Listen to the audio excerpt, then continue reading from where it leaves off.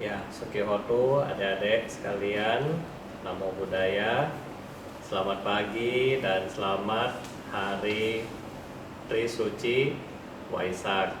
Nah, jumpa lagi dengan Bante. Hari ini Bante mau cerita kepada adik-adik ya tentang bagaimana waktu masa kecil dari Pangeran Siddhartha. Apakah adik-adik selama ini senang atau bosan di rumah kira-kira sekarang? Nah, siapa yang bilang, Bante hari ini saya bosan, ada nggak? Atau ada yang bilang, Bante saya hari ini bahagia? Nah, harusnya hari ini kita bahagia walaupun kita Waisaknya di rumah. Kenapa? Karena pada hari ini kita merayakan hari suci umat Buddha, yaitu Waisak. Hari ini kita memperingati bagaimana Pangeran Siddhartha lahir di Taman Lumbini. Sebelum di Taman Lumbini, Bodhisattva ini adalah terlahir di alam surga. Kemudian demi kita semua yang ada di dunia hari ini, beliau dari surga turun ke dunia kita di Nepal dan beliau terlahirlah di Taman Lumbini. Nah, oleh karena itu kita harus bersyukur hari ini. Yang kedua, beliau juga mencapai pencerahan sempurna di bawah pohon Bodhi di Bodh Gaya, India.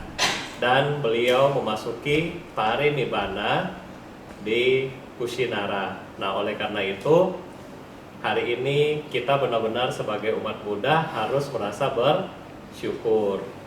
Nah, kalau sekarang mungkin adik-adik di rumah merasa, aduh Bante hari ini saya bosan, ya. Nah, Bante mengajak adik-adik untuk kita melihat apa yang sudah dilakukan oleh Pangeran Siddhartha. Bante mau cerita bagaimana Pangeran Siddhartha waktu kecil. Karena apa? Saat Siddhartha ini kecil, Pangeran Siddhartha kecil, beliau juga sama dengan adik-adik. Beliau punya papa adalah raja. Raja Suddhodana juga sangat sayang kepada pangeran. Kenapa sayang? Karena takut kalau pangeran keluar dari rumah nanti akan menjadi Buddha. Nah, ini dia takut. Sehingga Pangeran Siddhartha dikurung di istana, nggak boleh keluar. Semua yang bagus diberikan di istana. Seperti apa? Tari-tarian, pelayanan, makanan, musik, semua dikasih. Papanya Siddhartha, Raja Suddhodana ini juga memberikan apa? Memberikan pendidikan, kasih belajar astronomi, kasih belajar tentang bintang, militer, bahasa, dan semuanya dikasih belajar juga sama Raja Suddhodana. Jadi selama berada di istana, Pangeran Siddhartha juga belajar banyak tentang ilmu-ilmu yang seperti adik-adik belajar. Dia nggak pernah bosan ada di dalam rumah. Tetapi yang dia lakukan di rumah adalah apa? Belajar, memperbaiki diri, menjadi orang yang baik.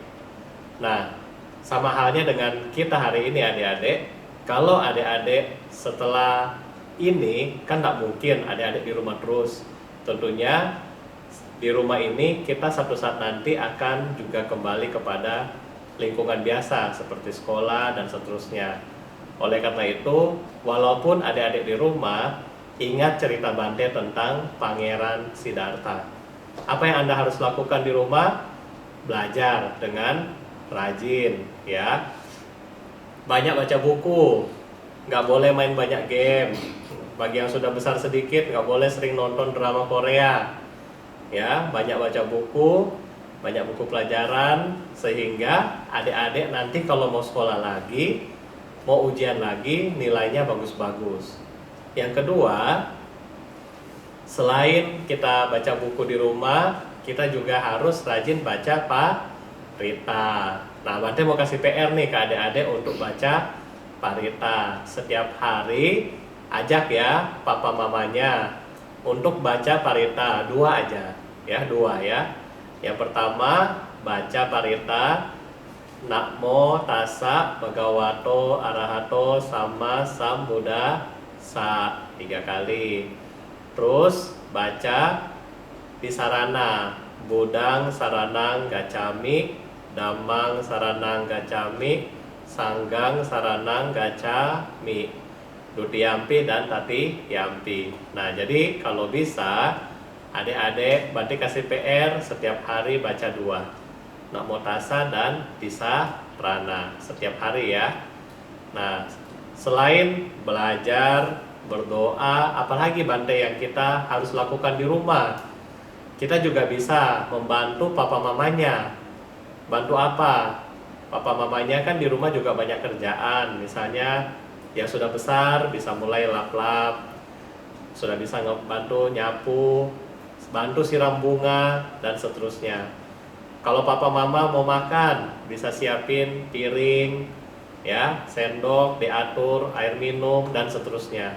Ini juga kita bisa melayani papa mama kita di rumah.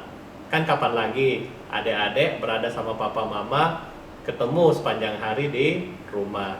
Jadi seperti Pangeran Siddhartha juga melayani orang tuanya di rumah. Oleh karena itu, ayo adik-adik juga melayani orang tua di rumah ya. Dan yang keempat, kita juga harus meningkatkan komunikasi antara papa mama, terus anak dan orang tua, kakak dan adik. Harus sering ngobrol. Jangan di rumah aja terus cuma pegang HP, nggak mau bicara sama kakak, nggak mau bicara sama adik, nggak mau bicara sama papa, sama mama ya. Jadi di rumah kita juga harus jangan main HP terus, tapi komunikasi yang baik. Banyak olahraga, banyak makan makanan yang bergizi. Dan yang terakhir dari Bante adalah harus banyak bersyukur. Bersyukur kenapa adik-adik? Karena bersyukur kita hari ini masih sehat, kita hari ini masih ada rumah, kita hari ini masih punya makanan. Coba kita renungkan kembali yang lain yang sedang sakit, ya kan, mau makan susah, mau kerja nggak ada uang, perusahaannya tutup. Nah, jadi kita bersyukur dan mendoakan mereka sehingga bencana atau wabah penyakit ini cepat selesai, adik-adik bisa kembali sekolah, kumpul sama teman-teman, bisa setiap minggu kembali ke wihara, baca parita bareng, dan ketemu kakak-kakak pembina kita di wihara Dhamma Sukha ya. Oleh karena itu, ayo tetap semangat, tetap berbuat baik, dan ingat, kita merayakan Waisak walaupun hanya sederhana, tetapi kita mau bahagia. Kenapa mau bahagia?